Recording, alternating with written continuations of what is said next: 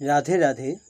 গীতার মূল্যায়নের আগের ভিডিও ছিল গীতার দ্বিতীয় অধ্যায়ে 42 ও 43 নম্বর শ্লোক অনুবাদ সহ ব্যাখ্যা করে বলেছিলাম। আজ 44 নম্বর শ্লোক অনুবাদ সহ ব্যাখ্যা করে বলবো। 44 নম্বর শ্লোক সংস্কৃতে বলা হয়েছে, ভোগেশ্চর্য পশক্তানাং তয়া পৌহুত চেতসাম ব্যবসায়িকা বুদ্ধি সমাধৌ ন বিধীয়তে। এর অনুবাদ হলো, এই সমস্ত আপাত প্রীতিপদ বাক্যে যাদের চিত্ত মোহিত হয়েছে অর্থাৎ ভোগে আসক্ত হয়েছে, সেই সব ব্যক্তিদের পরমাত্মায় নিশ্চয়াত্মিকা বুদ্ধি হতে পারে না। এই শ্লোকে অপর একটি অনুবাদ হলো, যাদের চিত্ত জড় সুখভোগ ও ঐশ্বর্যের প্রতি একান্তভাবে আসক্ত, সেই সমস্ত বিবেকবর্জিত বিমূঢ় ব্যক্তিরা ভগবানের ভক্তিযুক্ত সেবায় একনিষ্ঠতা লাভ করতে পারে না।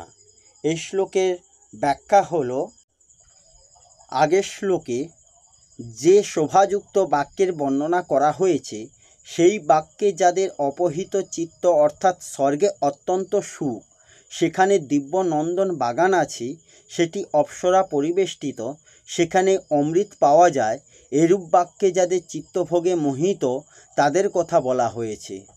শব্দ, স্পর্শ, রূপ, রস এবং গন্ধ, এই 5 বিষয় শরীরের সুখ, মান এবং নাম যশের মোহ, এই সব কিছুর দ্বারা সুখ গ্রহণ করার নাম হলো ভোগ। ভোগ করার উদ্দেশ্য বস্তু, টাকা পয়সা, অট্টালিকা ইত্যাদি যা সমস্ত সংগৃহীত হয়, তার নাম হলো ঐশ্বর্য।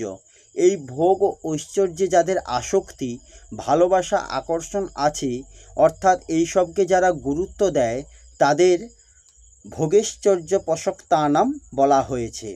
যারা কেবল ভোগ এবং ঐশ্বর্যেই মত্ত থাকে, তারা অসুরী সম্পদ হয়, কারণ প্রাণকে বলা হয় অসু, এবং যারা এই প্রাণকে বাঁচিয়ে রাখতে চায়, সেই প্রাণপোষণ পরায়ণ ব্যক্তিদের অসুর বলা হয়। তারা শরীরকে প্রাধান্যকে নিয়ে এখানে অথবা স্বর্গে ভোগ করতে চায়। মনুষ্য জন্মের যেটি আসল লক্ষ্য, যার জন্য মনুষ্য দেহ প্রাপ্ত হয়েছে, তা হলো পরমাত্মাকেই প্রাপ্ত করা। এই ব্যবসায়িকা বুদ্ধি ওই সব মানুষদের হয় না।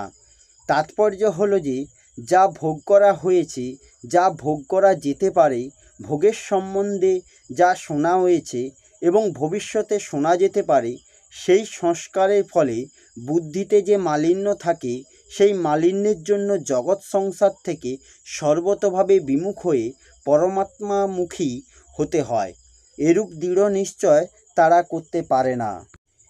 এইরূপ জগতের নানা প্রকার শিক্ষা, কলা, পাণ্ডিত্য ইত্যাদিতে যারা শিক্ষিত হয়ে আমি বিদ্বান, আমি অনেক কিছুই জানি, এই অহংকারেই সুখী হয়, সেই সুখে আসক্ত ব্যক্তিগণেরও পরমাত্মপ্রাপ্তি বিষয়ে একান্ত নিশ্চিত হয় না। এই শ্লোকে অপর একটি ব্যাখ্যা হলো,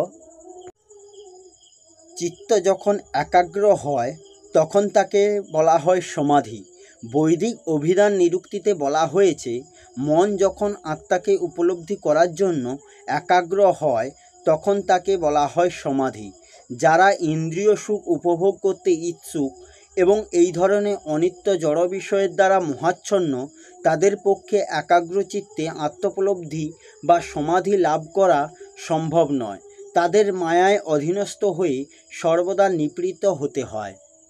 এই হলো গীতার দ্বিতীয় অধ্যায়ে 44 নম্বর শ্লোকে অনুবাদ সহ ব্যাখ্যা। আসবো পরের ভিডিওতে। রাধে রাধে। জয় শ্রীকৃষ্ণ।